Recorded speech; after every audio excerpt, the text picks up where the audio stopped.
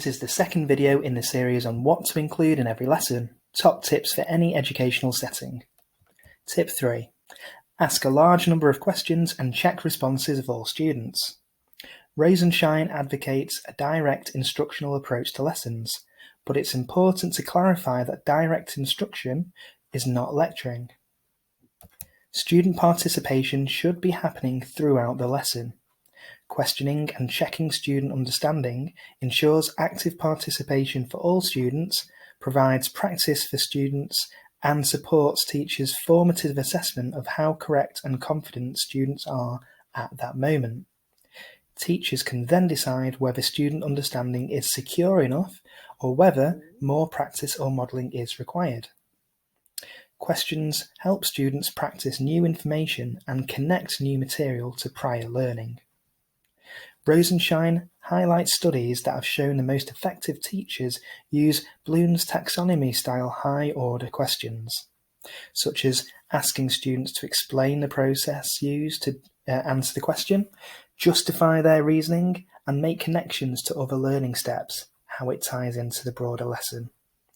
Less successful teachers asked fewer questions, accepted answers without explanation, or checking the thought process behind students' answers, or even rephrased half-correct student answers to sound more correct. Questioning can be done in many ways. These are a few examples. Tell the answer to a peer. Summarise the main idea in 1 or 2 sentences. Write a summary, share and compare with a peer.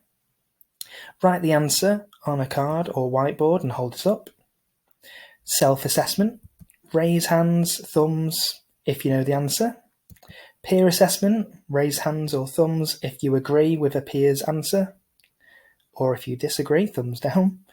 And choral whole class responses on a signal. These take practice like everything, but before long will become second nature to students. One common issue teachers find with some of these strategies, especially hand or thumb raising assessments, is that students struggle not to look at each other's responses and naturally become influenced and change their answer, making the assessment less accurate.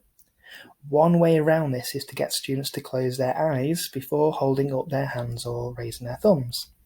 Students seem to find this much safer, to be honest, as they don't fear embarrassment for an incorrect answer. Top tip 4 is to provide models and worked examples. Modelling is a general term for the teacher showing students how to be successful. This could be by showing them the physical steps to work out a problem, or produce a piece of work, but it can also be by showing students an example of what a good response looks like. For example, you may read a paragraph with the literary features you want students to include, and then unpick these individually in more detail. A worked example is a step-by-step model or demonstration of how to perform a task or solve a problem. Effective teachers model answers with clearly laid out steps. Prompts are often used. Underlying principles are discussed and thought aloud. Each step is practiced often by students. Sometimes partially completed problems can be given to students, so they only have to focus on one step. A great example of what this could look like in a maths lesson is shown in Craig Barton's book, How I Wish I'd Taught Maths.